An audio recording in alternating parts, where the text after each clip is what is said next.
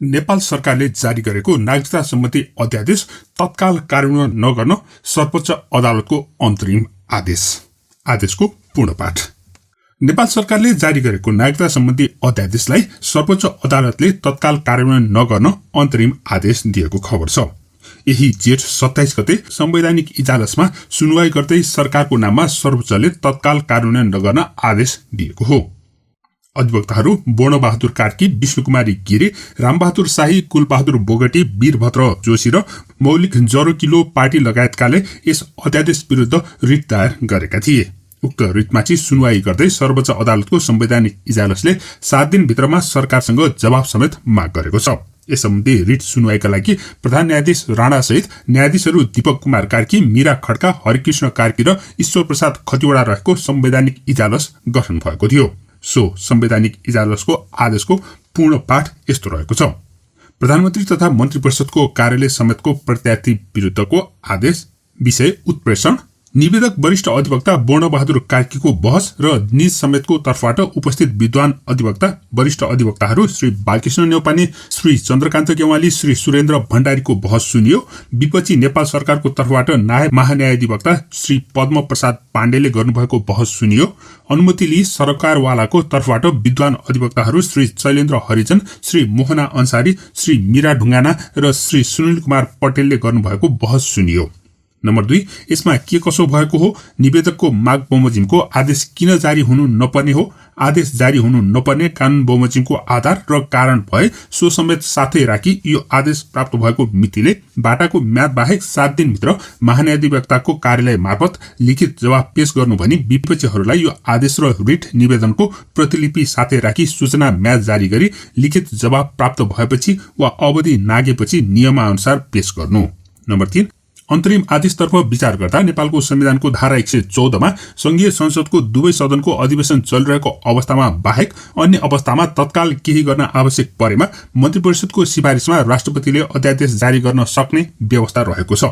यसरी जारी भएको अध्यादेश ऐन सरह मान्य हुने, त्यस्तो अध्यादेश जारी भएपछि बसेको संघीय संसदको दुवै सदनमा पेश गरिने र दुवै सदनले स्वीकार नगरेमा स्वतः निष्क्रिय हुने व्यवस्था समेत सोही धारामा रहेको देखिन्छ।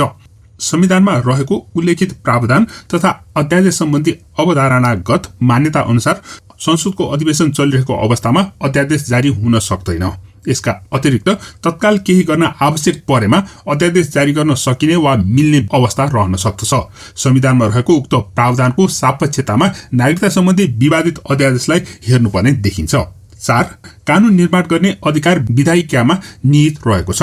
राज्यको शासन व्यवस्था सञ्चालनको क्रममा यदाकदा विधायिका संसदको अधिवेशन चालु नरहेको अवस्थामा तत्काल केही गर्न आवश्यक परेमा सीमित अवधिसम्म प्रभावी रहने गरी अध्यादेश जारी गर्ने अधिकार कार्यपालिकालाई संविधानले प्रदान गर्ने अभ्यास पनि रहिआएको छ। तर यसरी अध्यादेश जारी गर्ने कुरामा सीमा बन्देजहरू छन्। संविधानद्वारा निर्धारित सीमा बन्देज नागेर अध्यादेश जारी गर्न मिल्दैन। शासकीय सुविधा वा अमुक राजनीतिक उद्देश्य प्राप्तिका लागि विधायिका संसदलाई छलेर अध्यादेश जारी गर्दा त्यसबाट विधायिकाको अधिकार र प्रभावकारितामा अनुचित हस्तक्षेप गरेको अवस्था पैदा हुन सक्दछ। विधायिकालाई छल्ने उद्देश्यले जारी गरिएको अध्यादेशलाई छद्म विधायन कोलोरेबल लेजिस्लेसन भनिन्छ र त्यस प्रकारको अध्यादेशले संवैधानिक वैधता प्राप्त गर्न सक्दैन भन्ने कानूनी सिद्धान्त रहिआएको छ। नम्बर 5, नागरिकता दिने सम्बन्धमा नीतिगत व्यवस्था गर्ने विषय महत्त्वपूर्ण र संवेदनशील कुरा हो। वास्तविक नेपाली नागरिकले नेपाली नागरिकताको प्रमाणपत्र पाउनु नै पर्दछ भने गैर नेपालीलाई कानून बमोजिम प्रक्रिया पूरा गरेर अंगीकृत वा मानार्थ नागरिकता दिने जस्ता कुरामा बाहेक नेपाली नागरिकताको प्रमाणपत्र दिन सकिँदैन। गैर नेपाली व्यक्तिलाई नेपाली नागरिकताको प्रमाणपत्र दिन मिल्दैन। नेपालको संविधान तथा नेपाल नागरिकता ऐन 2063 समेतमा रहेका प्रावधान तथा विभिन्न मुद्दाका सन्दर्भमा यस अदालतबाट भएको व्याख्या र प्रतिपादित सिद्धान्त बमोजिम नागरिकताको प्रमाणपत्र प्रदान गर्न सकिने नै हुन्छ। सो बाहेक नागरिकता दिने सम्बन्धी नयाँ विषय थप गर्नुपर्ने वा भइरहेको ऐनको प्रावधानमा परिवर्तन गर्नुपर्ने भएको अवस्थामा त्यस्तो विषयमा व्यवस्थापिकाबाट निर्मित कानूनकै आधारमा नियमन र व्यवस्थित गरिनु वाञ्छनीय देखिन्छ। विषयको प्रकृतिबाट नै यस प्रकारको विषयलाई तत्काल केही गर्न आवश्यक परेको विषय भनी मान्न मिल्ने देखिँदैन। नम्बर 6, नेपाली नागरिकताको प्रमाणपत्र जारी गर्ने कार्य नेपालको संविधान जारी हुनुभन्दा अगाडि र संविधान जारी भएपछि पनि निरन्तर रूपमा भइआएकै पाइन्छ। नेपाल नागरिकता ऐन 2063 समेतका कानून कार्यान्वयनमा रहेकै छन्। यसमा कुनै थपघट वा संशोधन गर्नुपर्ने विषय यदि छन् भने पनि त्यसको परिपूर्ति विधायिकी प्रक्रियाबाट हुन सक्ने नै देखिन्छ। उक्त ऐनमा संशोधनका लागि 2075 सालमा विधेयक तर्जुमा भई संघीय संसदको माथिल्लो सदन राष्ट्रिय सभाबाट संशोधन विधेयक पारित भई प्रतिनिधि सभामा पठाइएको र सो विधेयक हालसम्म पारित भई नसकेको भन्ने तथ्य समेत प्रस्तुत हुन आएका छन्। यसरी करिब 3 वर्ष अगाडिदेखि संसदमा विधेयक विचाराधीन रहेको र त्यसलाई पारित गर्ने वा नगर्ने विषयमा कुनै निर्णय भई नसकेको नागरिकता सम्बन्धी विषयमा तत्काल के कारणबाट आवश्यक परेर अहिले अध्यादेश जारी गर्नु परेको हो भन्ने सम्बन्धमा कुनै चित्तबुद्धो कारण प्रत्यार्थीहरूका तर्फबाट प्रस्तुत हुन आएको पाइएन। नम्बर 7, नेपाल सरकार मन्त्री परिषदबाट मिति 2078 जेठ 8 गते गरिएको निर्णय र सिफारिस अनुसार सोही मितिमा प्रतिनिधि सभाको विघटन गरिएको र लगत्तै अर्को दिन अर्थात् 9 गते विवादित अध्यादेश जारी गरिएको देखिन्छ। अघिल्लो दिन संसदको प्रतिनिधि सभा विघटन भएको र लगत्तै भोलिपल्ट अध्यादेश जारी गरिएको देखिँदा यस प्रकारको अभ्यासलाई सहज सामान्य वा नियमित अभ्यासको रूपमा लिइयो भने संविधानद्वारा प्रदत्त विधायिकाको अधिकार वा कार्यक्षेत्र हस्तक्षेप हुन पुग्ने र शक्ति पृथकीकरणको सिद्धान्त अनुकूल व्यवस्थित संविधानका प्रावधानहरूको प्रयोग वा कार्यान्वयनमा अनुचित असर पर्न जाने समेत देखिन्छ। नम्बर 8, यस प्रकारको विवादित अध्यादेशको विषय र जारी गरिएको समय सन्दर्भ समेत नेपालको संविधानको धारा 114 अनुकूल भए नभएको विषय विचारणीय बन्न आएको छ। विवादित अध्यादेशपछि संघीय संसदबाट यदि पारित हुन नसकेको स्थितिमा सो अध्यादेश बमोजिम वितरित नेपाली नागरिकताको प्रमाणपत्रको विषयमा कानूनी जटिलता पैदा हुने अवस्था समेत रहने देखिन्छ। यस प्रकारको विषयमा संघीय संसदबाट विधेयक पारित भई निर्माण भएको ऐनबाट नै आवश्यक व्यवस्था मिलाउन उपयुक्त हुन्छ। यो नै कानून निर्माणको नियमित संवैधानिक प्रक्रिया पनि हो। यसरी सुविधा सन्तुलनका दृष्टिले हेर्दा अहिले नै अध्यादेश कार्यान्वयन गर्नुको न्यायिक औचित्य देखिन आएन।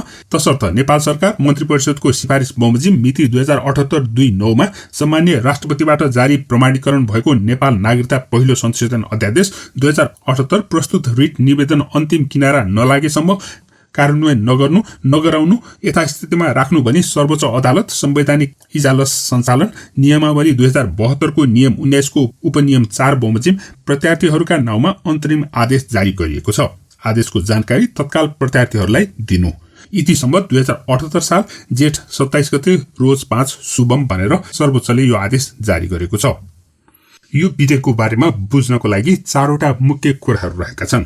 नम्बर 1, संसदमा विचाराधीन विधेयकलाई अध्यादेशका रूपमा जारी गरेको। नम्बर 2, अध्यादेशमा महिला र पुरुषलाई समान अस्तित्व नदिएको भन्ने आरोप छ। अनि तेस्रोमा स्वयं केपी शर्मा ओलीले यसअघि नागरिकता सम्बन्धी सो विधेयकको विरोध पनि गरेका रहेछन्। अनि चौथोमा केपी शर्मा ओलीले मधेसवादी नेताहरूलाई खुसी पार्नको लागि यो अध्यादेश ल्याएको भन्ने आरोप पनि रहेको छ। सबैभन्दा पहिला 1 नम्बरको कुरा हेरौं।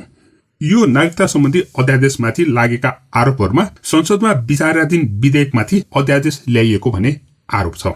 त्यसबारेमा राप्रपाका नेता कमल थापाले नागरिकता विधेयक संसदमा विचाराधीन छ, तर सत्ता स्वार्थको निमित्त नागरिकता जस्तो संवेदनशील विषयमा पर्याप्त छलफल र सहमति नै कायम नगरी कोरोना महामारी र राजनीतिक अस्थिरता बीच सरकारले जुन अध्यादेश जारी गरेको छ त्यसको भर्त्सना गर्दछु। यो राष्ट्रहित विपरीत र आपत्तिजनक अध्यादेश फिर्ता हुनुपर्छ भनेर माग गरेका छन्। त्यस्तै दोस्रो नम्बरमा अध्यादेशमा महिला पुरुष समान नभएको भन्ने पनि आरोप रहेको छ।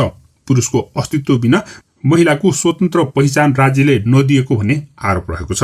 अनि तेस्रोमा चाहिँ केपी शर्मा ओलीले पहिला बोलेको यो भिडियो पनि सेयर गरिएको छ। उनले आफ्नै कुरा काटेका भनेर आरोप लाग्ने गरेको छ। जन्मदिवसमा केटाकेटीलाई भेला गरेर स्कुलमा चकलेट बाँडिन्थ्यो। नागरिकता चकलेट होइन, बोर्डरमा बसेर आउने जतिलाई दिँदै जाने। हरेक नेपाली जनतालाई नागरिकता दिनुपर्छ, सरकारले दिन्छ र दिनेछ। नागरिकता कुनै समस्या छैन। वैवाहिक अंगीकृतलाई भारतमा 7 वर्ष यता नागरिकता मिल्दैन। हामी आउने बित्तिकै उसै बेला नागरिकता दिन्छौं। तर मन्त्री हुन 5 वर्ष पर्खिनुपर्छ। मधेसी मोर्चाको यत्रो रडाको केमा छ भने हामीले उताबाट ल्याएका बुहारीहरूले 5 वर्ष किन पर्खिने, बिहे गरेका भोलिपल्ट मन्त्री बनाउन पाउनुपर्छ भन्ने। अब यति त भयो, तर नेपालीले हुनै नपाउने उठेबाट ल्याउनु पर्ने माग यस्तो के हो यो? त्यसकारण यो पनि ठिक छैन, यो स्वीकार्न सकिँदैन। संसारमा कोही पनि हुँदैन आइपुग्ने बित्तिकै नागरिकता दिने, कोही हुँदैन संसारमा। तर नेपालमा चाहिँ आइपुग्ने बित्तिकै हामीले दिने त गरि नै सकेका छौं। त्यो गरिसकेको मात्रै होइन, अब आइपुग्ने बित्तिकै सांसद मन्त्री पनि बनाउन पर्ने। अब यो सिद्धार्थनगर नगरपालिकामा सांसद को बनाउनु पर्ने उतैबाट तोकिन्छ। एउटा केटासँग बिहे भयो। अनि चौथो कुरा पनि छ, जनता समाजवादी पार्टीका राजेन्द्र महतो र महन्त ठाकुर खेमालाई सरकार पक्षमा ल्याउनको लागि प्रधानमन्त्री केपी शर्मा ओलीले सो अध्यादेश ल्याएको आरोप पनि लगाइएको छ। प्रधानमन्त्री केपी शर्मा ओलीले जसपाका नेताहरूको चित्त बुझाउनको लागि यसरी अध्यादेश जारी गरेका थिए। सो अध्यादेश जारी पछि नै जसपाका धेरै नेताहरूलाई मन्त्री परिषदमा सामेल गरेर प्रधानमन्त्री ओलीले मन्त्री परिषद पुनर्गठन गरेका छन्। अहिलेको 25 सदस्यीय मन्त्री परिषदमा प्रधानमन्त्री केपी शर्मा ओलीले जसपाको एउटा पक्षलाई मात्र 11वटा मन्त्री दिएर आफ्नो मन्त्री परिषदमा सामेल गराएका छन्। सर्वोच्च अदालतको यो नागरिकता सम्बन्धी अध्यादेश कार्यान्वयन नगर्न दिएको आदेशले प्रधानमन्त्री केपी शर्मा ओलीलाई धेरै कुराले अप्ठ्यारो पार्ने लक्षण देखिएको छ। जस्तो कि उनलाई अध्यादेशलाई विधायकलाई छल्ने उद्देश्यले जारी गरेको अध्यादेश भनेर नाम दिएको छ भने त्यस्तै कार्यपालिकाले संविधानद्वारा प्रदत्त विधायिकाको अधिकार र कार्यक्षेत्रमा हस्तक्षेप हुन पुग्ने र शक्ति पृथकीकरणको सिद्धान्त अनुकूल कार्य नगरेको भन्ने पनि आरोप लगाइएको छ। यस्ता गम्भीर आरोपले प्रधानमन्त्री केपी शर्मा ओलीको कार्यशैलीमाथि नै ठूलो प्रश्न चिन्ह खडा गरिदिएको छ। नेपाल सरकारले जारी गरेको अध्यादेश र सर्वोच्च अदालतले त्यसको विरुद्ध जारी गरेको आदेशको बारेमा तपाईँ के भन्नुहुन्छ? अनि यसले वर्तमान मन्त्री परिषदलाई के कस्तो असर गर्छ होला? कृपया कमेन्ट गर्नुहोला। धन्यवाद।